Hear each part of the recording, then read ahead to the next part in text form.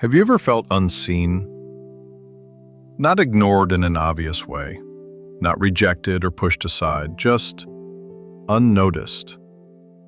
You can be in a room full of people, talking, working, sharing space with them, and yet something inside you quietly asks, do they actually see me?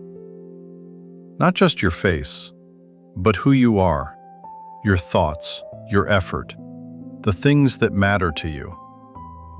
When that feeling appears once or twice, you might ignore it. But when it happens often enough, something begins to change.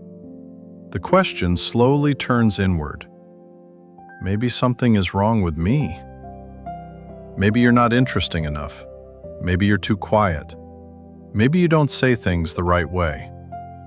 And without noticing, you begin carrying a quiet belief that somehow you are easier to overlook than others. But here is something worth pausing to consider. Is the feeling really coming from who you are? Or could it be coming from the kind of spaces you are standing in? Some environments are built around speed. The fastest voice speaks first.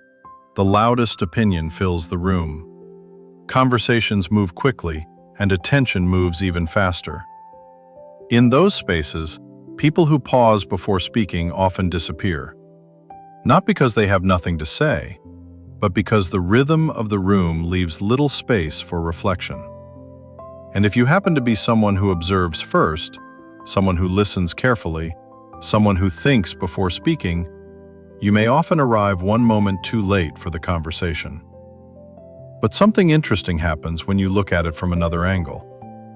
The same awareness that sometimes makes you feel unseen is also what allows you to notice things others miss. You notice when someone feels uncomfortable. You notice effort that goes unacknowledged. You notice the quiet emotions people rarely say out loud.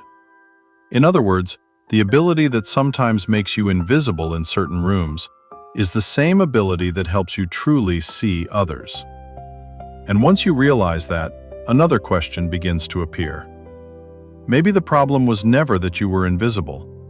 Maybe you were simply standing in places where no one had learned how to truly look. And when you finally encounter someone who listens, someone who pauses, someone who actually pays attention, the experience is different. You realize something you may have forgotten. You were never invisible. You were simply waiting to be seen by people who know how to see.